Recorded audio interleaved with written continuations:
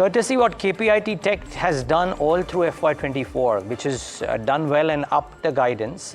Most notes this morning, which have analyzed the numbers in the call, say that the first time guidance for KPIT for FY25 is 18 to 22%.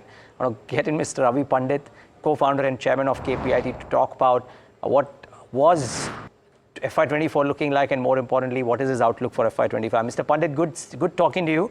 Thanks for taking the time out, and this must be an interesting line for you to read, that everybody is now saying that the first time guidance is 18 to 22 because everybody believes that at some point of time in the year, you'll revise it higher. Well, let's see how the year goes.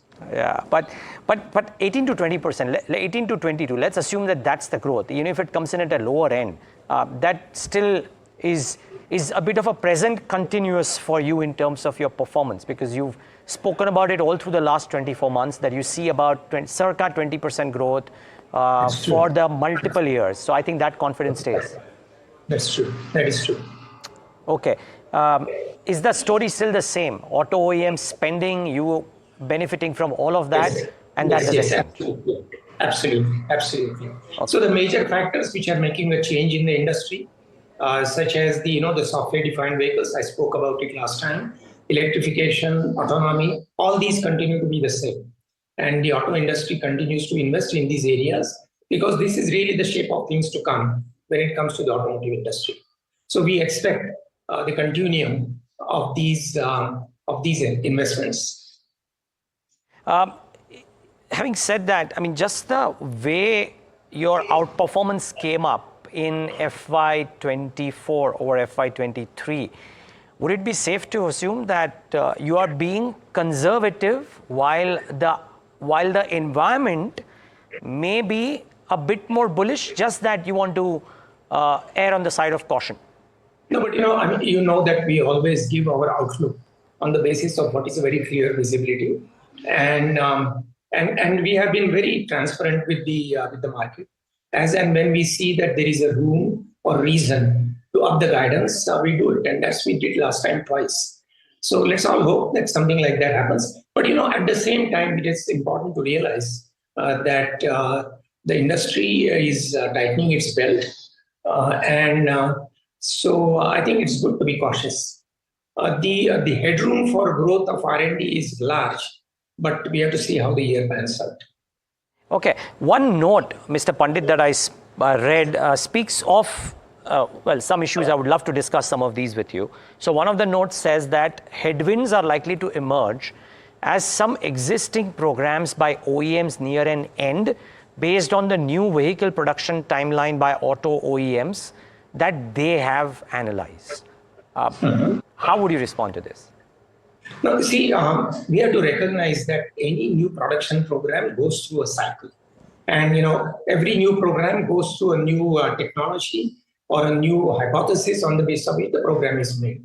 So we now see quite a few programs running on what we call as software-defined vehicles, which, as I mentioned, is a fundamental shift in the whole auto industry. Those programs are continuing to ramp up. And I think, the early adapters will probably come into production in 25, 26, and the later ones will go all the way up to 29, 30, etc. So I don't imagine that these major programs will really make any difference. I think they will continue. And, the program starts with initiation and goes as far as we are concerned, all the way up to verification, validation, which is kind of towards the tail end of the program. So we see a healthy movement towards that. We see more and more auto OEMs really shifting their business model to the newly defined, software-defined vehicles. Okay. This commentary has come up that, and you were asked on the call, I believe, yesterday as well about this, that hybrids are coming up across the world, if you will. And I know you stated that hybrids do not pose a challenge to the spend on electrification. My question, though, is this, Mr. Pandit, that even if hybrids were to become larger than what they are right now, let's assume for a hypothesis, does that curtail the spends that companies do on software in their cars through companies like yours, even if it's a hybrid company and not an EV? Yeah. No, I think it's important to understand what basically is a hybrid technology. A hybrid technology uses the conventional engine, the IC engine, as well as a battery. Whereas a pure IC engine uses only IC engine, and a pure battery uses only pure battery. Now, when you are using both an engine and a battery, you have to really decide to when to kick in the engine and when to kick in the battery. Now, that is software driven. So how do you decide what is the driving regime of a vehicle? When do you draw on the battery? To what extent you draw on the battery? How do you balance it? When do you charge the battery? Now, these are all complex questions. And these are the ones which really are very amenable for software solutions. So I believe that whether it is hybrid or whether it is EV, the investment on software will not change. Actually, in the hybrid case, it's a little more complex. We expect the investment to be higher. Okay, so hybrids is not a challenge. Great. Okay, in the presentation yesterday on the exchanges, you've said that over a period, we will look at adjacencies in the overall mobility space, example IFE, which would have equal or more opportunities led by similar technologies. Now, one, is the need for looking at adjacencies a part of natural evolution of KPIT, or is this being felt because at some point of time, auto spends will not be enough to do the 20% growth number that you envisage over a period of years? No, I believe that at least for the next 5-10 years, auto R&D area is large enough to give us a good headroom for growth.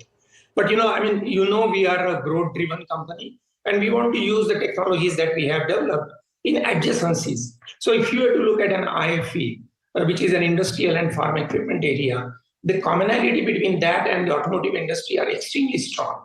There is a movement towards autonomous vehicles. There is a movement towards electrification.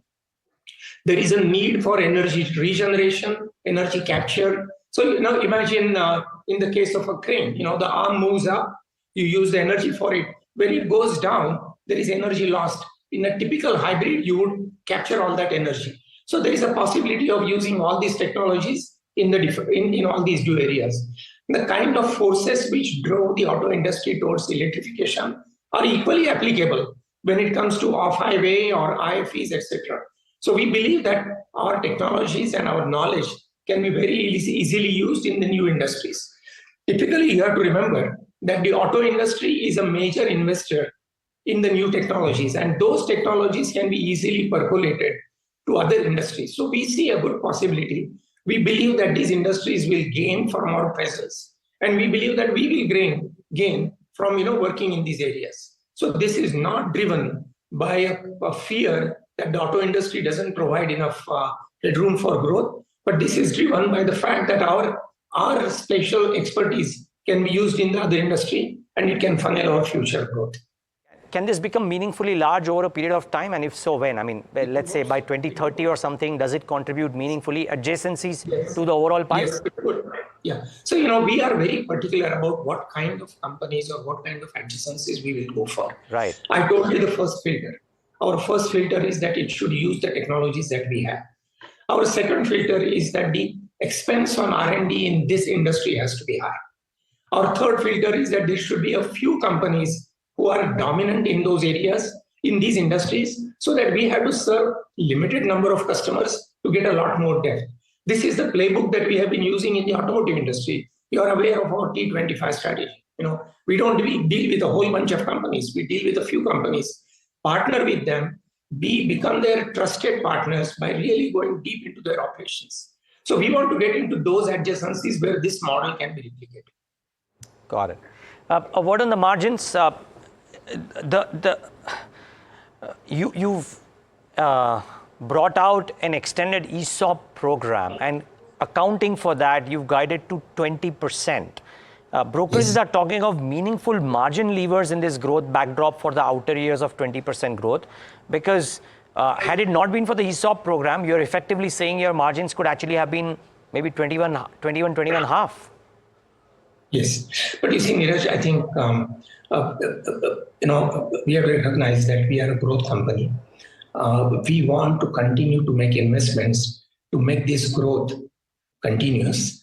So if not in ESOP, we would invest more in engineering. We will invest more in getting into new areas. We will invest more in picking up new geographies. delivering new practices. So I think a margin of 20% or so is a decent margin. And any more money that we make, we would first like to invest in the growth of our company. So I wouldn't want anybody to bake in a much higher margin in their models. We would not do that. Got it. Okay. Couple of other things. I mean, we've spoken about 2 large deals in the last 12 to 18 months, landmark as they may be. Are there more in the offing? Because again, your numbers, as you yourself say, account visibility that you have and conversations that you're having which could lead to conversions. My question is, are any of these conversations leading to conversions talking of a large landmark deal the way it happened with Renault or with Honda? We are hoping for that, but I won't say that this is definitely on the anvil. I think it's important for me to state that we look at our strategic accounts in multiple layers. So we have the platinum accounts, we have diamond accounts, we have gold accounts. If you were to look at our growth in the last year, and that is what we have published, our key strategic account, platinum accounts, have given us the highest growth. We are working with the remaining accounts as well. And as we work deeply with them in their core programs, there is a possibility that something new can happen. And we are hopeful that more and more clients will be using our services more in depth. And you have also, what is the addition that we have done to our pipeline in the last quarter. It has been a healthy addition. Got it. Okay.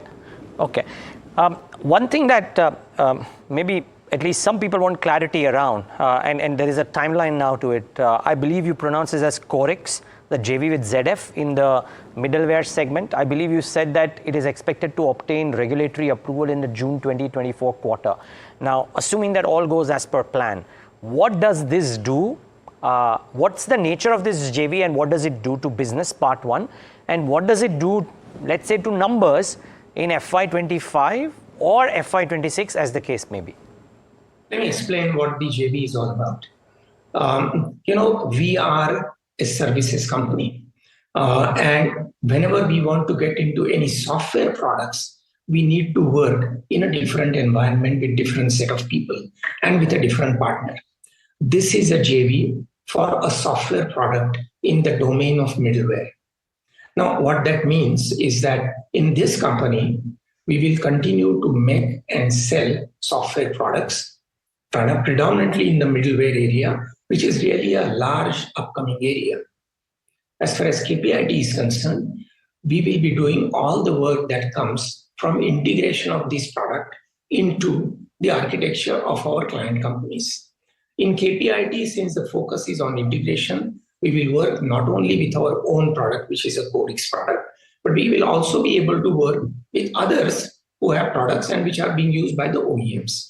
So the way we hope to look for attraction is our share of the profits of the company from the sale of the software product, but more importantly, our income as integration partners for the software product.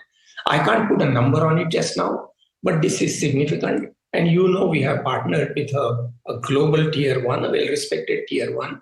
So both of us feel that there is a good room for growth. So I think it should give us good traction in the next 2-3 years. Okay, so just last question. While you may not be able to put numbers to this one, and I appreciate that, but would these meaningful traction start immediately once the regulatory approval is done and therefore in FY25? Or could it take shape and form, let's say, in FY26? Because I heard you say 2-3 years. Yeah. The team has been put in place. We have taken significantly highly experienced executives on it. The conversations regarding the usage of the product by customers have started. We might get some trickle revenues. But, for the product to establish itself, for the customers to use it more and more, it would take a couple of years.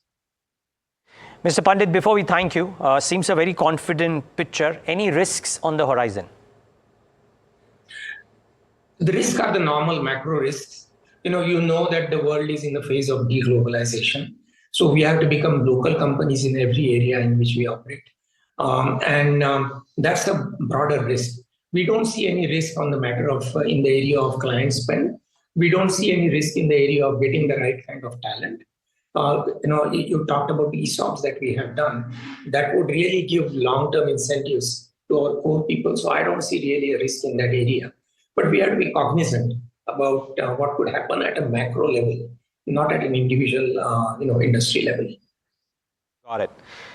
Mr. Pandit, appreciate you joining us and giving us this perspective. Thanks so much for taking the time out, and all the best for FY25. Thank you, Neil.